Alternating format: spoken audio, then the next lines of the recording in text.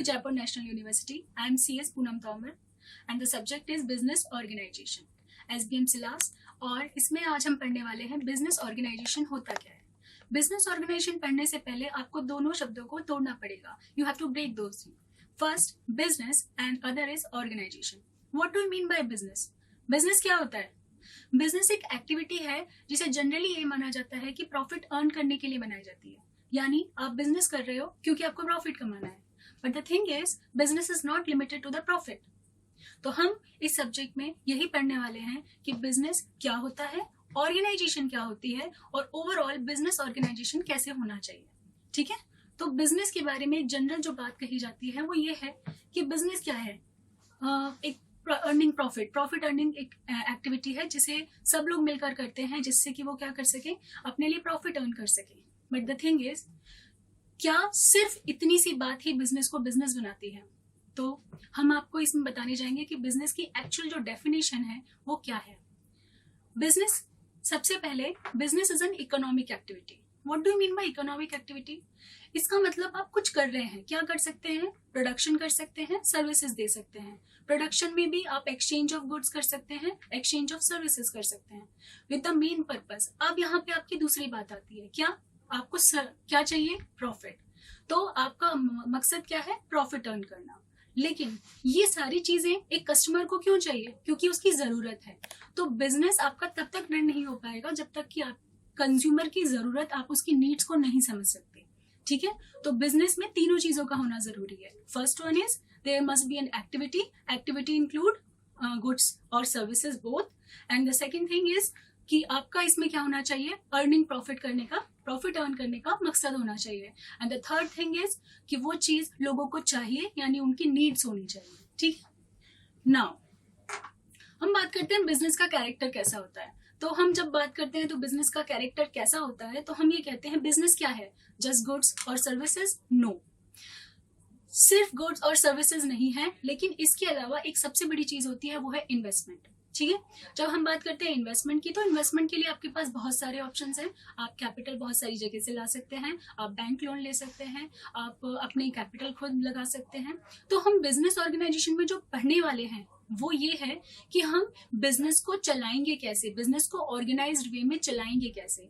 ठीक है, तो हम इसमें ये, आप हमेशा ये सुना जाता है कि बिजनेस में रिस्क होता है, इसीलिए काफी लोग बिजनेस करना ही नहीं चाहते, या फिर अगर उन्हें ऐसा लगता है कि बिजनेस करने में हमें कैपिटल नहीं मिल पाएगी, हमारे लिए शुरू करना मुश्किल होगा, तो हम आपको बिजनेस ऑर्गेनाइजेशन में आज जो पढ़ने वाले हैं उसमें ये बताने वाले हैं कि आप बिजनेस का कौन सा तरीका चूज करें जिससे कि आपके लिए बिजनेस करना आसान हो जाए। ठीक है, तो अब बात आती है कि बिजनेस की इंपॉर्टेंस क्या है। ठीक है, तो बिजनेस की इंपॉर्टेंस, आपको लगता है ये सिर्फ आपके काम का है? नहीं, ये गवर्नमेंट के लिए भी काम का है, ये आपकी सोसाइटी के लिए भी काम का है। क्योंकि अगर हम सारे रूल्स को एक साथ रखें तो बिजनेस सिर्फ आपको प्रॉफिट अर्न करने का एक तरीका नहीं है, ये इस सोसाइटी को वेलफेयर करने का भी एक तरीका है, सोशल रिस्पॉन्सिबिलिटी निभाने का भी एक तरीका है। ठीक है, बहुत सारे लोगों के लिए ये एक रोजगार का तरीका है, एम्प्लॉयमेंट का तरीका है, और ये सारी चीजें मिला के ये बताती हैं कि बिजनेस ऑर्गेनाइजेशन कितना इम्पोर्टेंट है आज के प्रोस्पेक्ट में। और इसीलिए अब हम पढ़ने जा रहे हैं व्हाट इज बिजनेस ऑर्गेनाइजेशन। ठीक है, तो बिजनेस ऑर्गेनाइजेशन के बारे में जो इसकी डेफिनेशन है वो ये है, business organization refers to how a business is structured. It refers to a commercial और industrial enterprise and the people who constitute it. यानी आप क्या कर रहे हैं और कैसे कर रहे हैं, ये आपका एक तरीके से बिजनेस ऑर्गेनाइजेशन है। तो हम क्या करना चाहते हैं और कैसे कर सकते हैं, इस सब की पॉसिबिलिटी को हम आज पढ़ने वाले हैं। ठीक है, तो क्या करना चाहते हैं और क्या कर सकते हैं और कैसे कर सकते हैं। तो अब आपका नेक्स्ट क्वेश्चन ये अराइज होता है कि बिजनेस कैसे किया जाना चाहिए, मेरे पास कौन कौन से तरीके हैं बिजनेस करने के। क्योंकि अगर पहले टाइम की बात की जाए तो पहले लोगों के पास एक या दो तरीके होते थे बिजनेस करने के, लेकिन due to the globalisation, privatisation, हम लोगों के पास आज के टाइम में बिजनेस करने के लिए बहुत सारे तरीके हैं। ठीक है, तो अब आपको ये डिसाइड करना है कि आप बिजनेस किस लेवल से शुरू करना चाहते हो। यानी जब भी आप बिजनेस का फॉर्म ढूंढना चाहोगे, आपको ये ढूंढना पड़ेगा कि आप बिजनेस क्यों करना चाहते हो, क्या करना चाहते हो, आपकी कैपेसिटी कितनी है, आप कितना बड़ा बिजनेस शुरू करना चाहते हो। ठीक है। तो आपको नेचर भी डिसाइड करना पड़ेगा, आप गुड्स में जाना चाहते हैं या आप सर्विसेज में जाना चाहते हैं, ठीक है। और एक जो सबसे बड़ी बात है, जनरली बिजनेस में डिस्प्यूट्स बहुत ज्यादा होते हैं, मिसमैनेजमेंट्स होते हैं, तो आपके लिए एक फैक्टर और वर्क करेगा, वो है ओनर। यानी कि आप ओनर रहना चाहते हो या नहीं रहना चाहते, ये एक बहुत बड़ा फैक्टर है कि आप किस तरीके का बिजनेस शुरू करोगे, ठीक है। और टैक्स लायबिलिटी, हम सभी जानते हैं कि कंपनीज पे टैक्स की लायबिलिटी अलग आती है, पार्टनरशिप फॉर्म्स पे अलग रहती है, और इसके अलावा अदर जो फॉर्म्स होते हैं लाइक एनजीओज और लाइक ट्रस्ट, लाइक सोसाइटीज, ये अपने तरीके से वर्क करते हैं, इनकी टैक्स लायबिलिटी अलग रहती है। तो आपको ये भी देखना पड़ेगा आप टैक्स का कितना बर्डन लेने के लिए तैयार हैं। तो अब पढ़ने वाले हैं टाइप ऑफ बिजनेस ऑर्गेनाइजेशंस, किस किस तरीके की बिजनेस ऑर्गेनाइजेशन आप बना सकते हैं जिससे कि आपके लिए काम करना फेवरेबल हो, आपके लिए एफिशिएंट हो, ठीक है। तो सबसे पहले हम बात करते हैं सोल प्रोप्राइटरशिप की। It is a most common and traditional way for doing a business, because sole proprietorship क्या है, अकेले बिजनेस करना। सोल प्रोप्राइटरशिप की सबसे अच्छी बात यह है कि इसमें आप अकेले ओनर होते हो, ठीक है।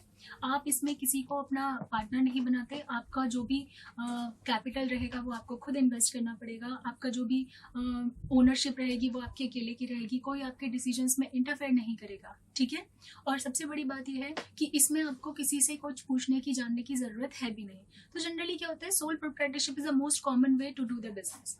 आप अपनी शॉप ओपन कीजिए और अपना बिजनेस करना शुरू कर दीजिए, ठीक है।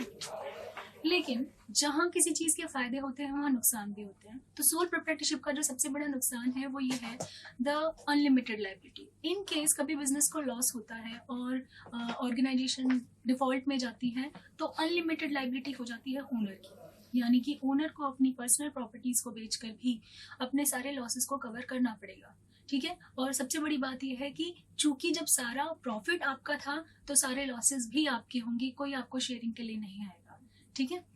तो हमने इसी का एक छोटा सा तरीका निकाला कि क्यों ना हम इन सारी चीजों को एक बेटर वे में आगे बढ़ा सकें और बिजनेस करने का एक बेहतर तरीका खोज सकें, इसीलिए हम सोल प्रोप्राइटरशिप से आगे बढ़ते हैं, ठीक है। और सोल प्रोप्राइटरशिप में जो एक एडवांटेज था कि आपको बनाना आसान है, काम करना आसान है, उन्हीं चीजों का बेनिफिट लेते हुए हमने नेक्स्ट बनाया joint Hindu family business, HUF, Hindu undivided families. तो बेसिकली HUF है क्या, HUF एक हिंदू फैमिली यानी कि जो साथ में रहती है, बिजनेस करती है और जिसका मोटिव है कि जो भी प्रॉफिट कमाया जाएगा वो सारे के सारे मेंबर्स मिलके आपस में शेयर करेंगे, एज वेल एज इसका जो हेड होता है, हेड ऑफ द, उसे हम बोलते हैं कर्ता, वो हमारा मैनेजर होता है, पूरे HUF को वही रन करता है। और इसका सबसे बड़ी और ये बिजनेस फॉर्म सिर्फ इंडिया में पाया जाता है, ठीक है। और all members of the Hindu undivided family own the business jointly, ठीक है। इवन लॉसेस वगैरह होंगे तो वो भी आपको आपस में शेयर करने पड़ेंगे। लेकिन इसके साथ एक लिमिटेशन ये है कि इसकी मेंबरशिप आपको बाय बर्थ मिलती है, यानी अगर आप किसी HUF फैमिली का हिस्सा हैं तभी आप बिजनेस का हिस्सा बन सकते हैं, और हिस्सा बनने के लिए आपको उस परिवार में होना, यानी उस परिवार में आपका बर्थ होना जरूरी है, ठीक है। कोई आउटसाइडर किसी HUF बिजनेस का हिस्सा नहीं बन सकता। लेकिन इसके साथ एक लिमिटेशन ये भी है कि HUF की अनलिमिटेड लायबिलिटी होती है, यानी अगर मान लीजिए फैमिली बिजनेस को कोई भी लॉस होता है तो वो सब उस कर्ता को, या फिर कर्ता की तो अनलिमिटेड लायबिलिटी है, मेंबर्स की लिमिटेड लायबिलिटी है, तो कर्ता के ऊपर पूरा बर्डन आ जाता है, ठीक है। तो हमने पढ़ा एडवांटेजेस ऑफ HUF, ठीक है, सबको अपना प्रॉफिट मिल जाता है। डिसएडवांटेज, सारी पावर कर्ता के पास होती है, रीजन ये है कर्ता is a manager of HUF, ठीक है। और ऑब्वियस सी बात है कि सारे डिसीजंस वही ले रहा है तो पावर भी उसी के पास है, ठीक है। कर्ता चेंज होते जाएंगे लेकिन जो भी कर्ता आएगा उसी के पास सारी पावर रहेगी। इसीलिए अक्सर HUF वगैरह में फैमिली बिजनेस में डिस्प्यूट होने के चांसेस रहते हैं, ठीक है। Now the business form is, next business form is partnership form, ठीक है। पार्टनरशिप फॉर्म क्या होती है, सोल प्रोप्राइटरशिप में आप अकेले बिजनेस कर रहे थे, आपके पास इतना पैसा नहीं है कि आप अकेले बिजनेस कर सकें, तो आप दूसरा तरीका अपना सकते हैं, कौन सा, पार्टनरशिप फॉर्म, जिसमें आप अपने दोस्त, रिश्तेदार या किसी के भी साथ जो अदर पर्सन है, 2 या 2 से ज्यादा लोग चाहिए होते हैं पार्टनरशिप फॉर्म बनाने के लिए, ठीक है। और जब आप ये पार्टनरशिप वर्क बना लेते हैं, अब डिसीजंस आप म्यूचुअली लेंगे, इसीलिए पार्टनरशिप का पूरा बेस म्यूचुअल अंडरस्टैंडिंग पर चलता है। ठीक है, यहाँ पे कोई इंडिविजुअल डिसीजन नहीं ले सकता। ठीक है, और इसीलिए लेकिन अब क्या हुआ, पार्टनरशिप फर्म में भी दो गलतियां हैं, दो प्रॉब्लम्स हैं जो हमेशा फेस की जाती हैं, इसीलिए लोग पार्टनरशिप फर्म बनाने से डरते भी हैं। पहला reason, unlimited liability. In case partnership firm को लॉस होता है तो उसकी सारी की सारी लाइबिलिटी पार्टनर्स पे आएगी, और अनलिमिटेड लाइबिलिटी है मतलब पार्टनर्स को अपने घर से लाके पे करना पड़ेगा। दूसरा, पार्टनरशिप फर्म का सेपरेट एग्जिस्टेंस नहीं होता। इसका मतलब ये है कि पार्टनरशिप फर्म के नाम पे पार्टनर्स जो भी करेंगे उन्हें जॉइंटली एंड सेवरली रिस्पॉन्सिबल होना पड़ेगा, एक दूसरे के लिए भी और फर्म के लिए भी, क्योंकि partners are the agent of the firm. ठीक है, अब नेक्स्ट थिंग इज कि हम एडवांटेज की बात करें तो एडवांटेज तो है, म्यूचुअल डिसीजंस ले सकते हैं, आप दो से ज्यादा मिल गए हैं तो इसका मतलब आपके पास पैसा आ सकता है, कैपिटल आ सकती है, शेयरिंग ऑफ प्रॉफिट। लेकिन पार्टनरशिप पूरी तरीके से म्यूचुअल अंडरस्टैंडिंग पे चलती है, और इस बात की पॉसिबिलिटी बहुत ज्यादा होती है कि कभी भी कोई भी कॉन्फ्लिक्ट होगा तो पार्टनरशिप ब्रेक हो जाएगी, और पार्टनरशिप ब्रेक होने के बाद बहुत सारे कॉन्सिक्वेंसेज, लीगल कॉन्सिक्वेंसेज आपको फेस करने पड़ सकते हैं। ठीक है, लेकिन इसका एक सोल्यूशन अभी हमें गवर्नमेंट ने दिया है, LLP। In 2008 LLP act was passed, और हमें एक अलग तरीके की पार्टनरशिप बनाने का मौका मिला, that was limited liability partnership. ठीक है, अब आप ये समझिए कि जो पार्टनरशिप एक्ट 1932 एक्ट के अंदर बनाई जाती थी, उस पार्टनरशिप और इस पार्टनरशिप में डिफरेंस क्या है? डिफरेंस है दोनों के सेपरेट लीगल एग्जिस्टेंस होने में, और लिमिटेड लायबिलिटी और अनलिमिटेड लायबिलिटी में। यानी अगर आप पार्टनरशिप एक्ट के अकॉर्डिंग पार्टनरशिप बना रहे हैं तो आपको क्या करना पड़ेगा?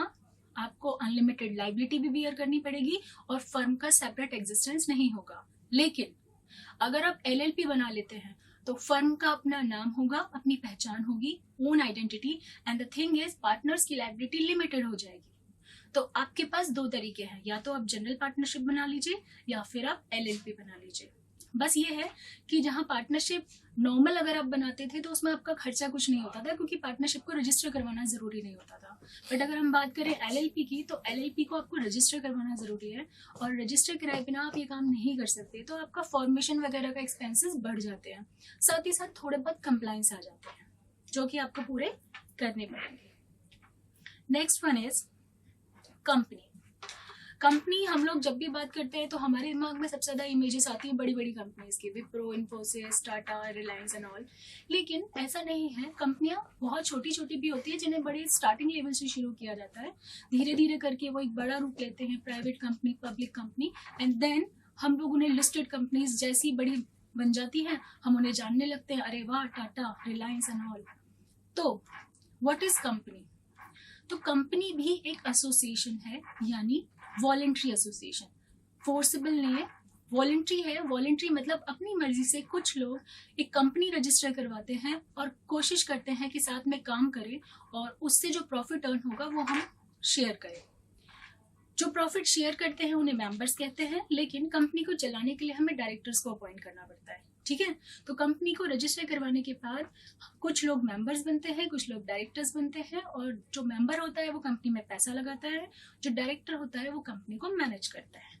ठीक है, इसके फायदे क्या है? तो फायदे ये हैं कि it is a separate legal entity. Separate legal entity मतलब एक रजिस्टर्ड एंटिटी है, लॉ इसको मानता है। अगर आपके खिलाफ कोई लीगल कॉन्सिक्वेंसेस होते हैं तो आप कंपनी के खिलाफ भी हो सकते हैं और कंपनी पे केस भी फाइल कर सकते हैं। ठीक है, दूसरी बात, इसकी मैनेजमेंट एंड ओनरशिप दोनों डिफरेंट चीजें हैं, यानी मेंबर्स और directors both are different. Members के कुछ भी करने से डायरेक्टर्स को कोई फर्क नहीं पड़ता, और डायरेक्टर्स जनरली जो करते हैं उसके लिए वो कंपनी के ऊपर रिस्पॉन्सिबिलिटी है, मेंबर्स के ऊपर रिस्पॉन्सिबिलिटी नहीं आती है। यानी मेंबर्स की लायबिलिटी हमेशा लिमिटेड रहती है, आइदर वो लिमिटेड बाय गारंटी हो, लिमिटेड बाय शेयर्स हो। इसका एडवांटेज एक ये भी है कि जनरली कंपनी बनाकर काम करना इसलिए आसान है क्योंकि कंपनी के नाम से जब आप इन्वेस्टमेंट की बात करते हैं तो आपके लिए सबसे बेहतर तरीका होता है लोगों से पैसा लेना, पब्लिक से पैसा रेज करना, और ये कंपनी बनाकर बहुत बेहतर तरीके से किया जा सकता है। आप बहुत सारे मेंबर्स रख सकते हैं जो आपकी कंपनी में पैसा लगाएंगे।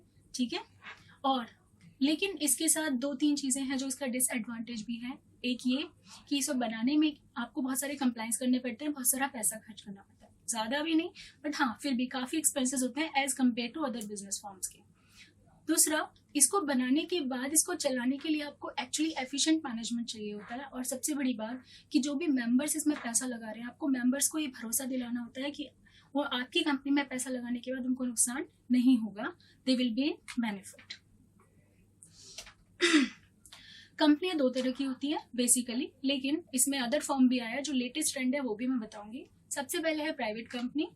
प्राइवेट कंपनीज जहाँ पे 2 मेंबर्स की रिक्वायरमेंट होती है और बहुत ही छोटे लेवल पे एक कंपनी शुरू की जाती है। इसके लिए कुछ रिस्ट्रिक्शंस बताई गई हैं, जो रिस्ट्रिक्शन अगर आप फॉलो करते हो तो ही आप प्राइवेट कंपनी बन सकते हो। प्राइवेट कंपनी बनाकर आप कंपनी के बेनिफिट ले सकते हो, like separate legal existence, company की लिमिटेड लायबिलिटी होती है, कंपनी अपने नाम से केस फाइल कर सकती है, कंपनी अपने कॉन्ट्रैक्ट्स कर सकती है, ठीक है। लेकिन अब आते हैं पब्लिक कंपनी। तो पब्लिक कंपनी क्या होती है? पब्लिक कंपनी बनाने के लिए कम से कम 7 पर्सन्स की रिक्वायरमेंट होती है, ठीक है। और इसे पब्लिक कंपनी को हम स्टॉक एक्सचेंज पे लिस्ट करवा सकते हैं, जो कि इसका सबसे बड़ा एडवांटेज है, क्योंकि हम प्राइवेट कंपनी को स्टॉक एक्सचेंज पे लिस्ट नहीं करवा सकते। बट इसका एक डिसएडवांटेज ये है कि पब्लिक कंपनी बनते ही आपके लिए बहुत सारे government rules and regulations apply हो जाते हैं। आपको टैक्स लाइबिलिटी, आपके बर्डन्स आ जाते हैं कंप्लाइंस के, एज वेल एज आपको गवर्नमेंट को हर छोटी से छोटी बात के लिए रिप्लाई करना पड़ेगा। यानी गवर्नमेंट का इंटरफेरेंस पब्लिक कंपनीज पर as compare to private companies के ज़्यादा होता है। Now the next one, OPC। This is the new concept जो हमने कंपनीज एक्ट 2013 में पब्लिक और प्राइवेट के अदर देन रखा है। 1 पर्सन कंपनी, यानी जहां हमें कंपनी बनाने के लिए पहले 2 लोगों की रिक्वायरमेंट थी, वहां अब एक व्यक्ति भी कंपनी बना सकता है। ये आपका एडवांटेज है सोल प्रोप्राइटरशिप और कंपनी का म्यूचुअल बेनिफिट। यानी आपको बिजनेस अकेले करना है, कैपिटल अकेले लगानी है, डिसीजंस अकेले लेने हैं, लेकिन आपको अनलिमिटेड लायबिलिटी बेयर नहीं करनी है और आपको सेपरेट लीगल एग्जिस्टेंस मिल जाएगा, ठीक है। तो यहाँ पे एक ही मेंबर होता है जो कि कंपनी में पैसा लगाता है, ओनर होता है, और साथ ही साथ इसमें एक नॉमिनी को अपॉइंट किया जाता है। इन केस ओनर को कुछ हो जाता है, then nominee will be the next subscriber, owner और member. Next one is cooperative society. Amul और इस तरह की जो ऑर्गेनाइजेशन है, जनरली कोऑपरेटिव सोसाइटी बनाने का मकसद ये होता है कि आप जो भी मेंबर साथ में मिलकर काम करना चाहते हैं, तो वो म्यूचुअली एक दूसरे को क्या बेनिफिट दे सकते हैं। तो वो कंपनी ना बनाकर कोऑपरेटिव सोसाइटीज बना सकते हैं। आपने नाम सुना होगा आदर्श क्रेडिट कोऑपरेटिव सोसाइटी और Amul, it is also cooperative society, ठीक है। तो ये भी एक वॉलंटरी एसोसिएशन ऑफ पीपल है, लेकिन कोऑपरेटिव सोसाइटी को चलाने के लिए हमारे पास कोऑपरेटिव सोसाइटी एक्ट है, जबकि कंपनी को चलाने के लिए हमारे पास कंपनीज एक्ट है, ठीक है। और जनरली कंपनी का जहाँ मेन मोटिव प्रॉफिट अर्न करना होता है, वहीं कोऑपरेटिव सोसाइटी का मकसद सिर्फ इतना होता है कि हम अपने मेंबर्स को बेनिफिट पहुंचाएं। जैसे अमूल जब बनाया गया था, तो अमूल का मकसद ये था कि जितने भी वहाँ की लोकल विलेजर्स हैं उन सबको बेनिफिट दिया जाए। तो generally cooperative society mutual benefits के लिए काम करती है और कंपनी हमेशा प्रॉफिट अर्न करने के हिसाब से बनाई जाती है। नाउ कोऑपरेटिव सोसाइटी का एडवांटेज क्या है? सबसे पहला एडवांटेज है इजी फॉर्मेशन, क्योंकि कोऑपरेटिव सोसाइटी में इतने रूल्स नहीं है, इतने रेगुलेशंस नहीं है। आपको बहुत सिंपल सा एक रजिस्ट्रेशन करवाना होता है, लिमिटेड लायबिलिटी होती है, ठीक है। डिसएडवांटेज, कॉन्फ्लिक्ट ज़्यादा होते हैं। रीज़न ये है कि कोऑपरेटिव सोसाइटी म्यूचुअल अंडरस्टैंडिंग पे ज़्यादा काम करती है, क्योंकि आप मेंबर्स के बेनिफिट के लिए सोच रहे हो, तो ये इस बात की पॉसिबिलिटी है कि किसी ना किसी बात पर आपके बीच कोई ना कोई कॉन्फ्लिक्ट राइज होगा और आपके म्यूचुअल डिसीजन सब बेकार हो जाएंगे। और दूसरी बात होती है, कोऑपरेटिव सोसाइटी के पास कैपिटल हमेशा रेज करने के लिए इश्यूज रहते हैं, क्योंकि जितनी भी कोऑपरेटिव सोसाइटीज़ होती हैं ये सब अपने ही पैसे से चलाई जाती हैं। और इस तरीके से हमने जितनी भी पॉसिबिलिटीज़ हो सकती थी बिजनेस ऑर्गेनाइजेशंस को, बिजनेस ऑर्गेनाइजेशन किस तरीके से चलाया जाए या बिजनेस किस तरीके से किया जाए, वो हमने आज पढ़ी। Thank you very much. आज हमने डिस्कस किया कि बिजनेस ऑर्गेनाइजेशन को चलाने के कौन कौन से तरीके हैं जो आपके लिए एफिशिएंट और बहुत ज़्यादा पॉपुलर भी रहे हों। तो इसके बाद हम डिस्कस करेंगे कि बिजनेस ऑर्गेनाइजेशन को और बेहतर तरीके से कैसे चलाया जा सकता है। Thank you.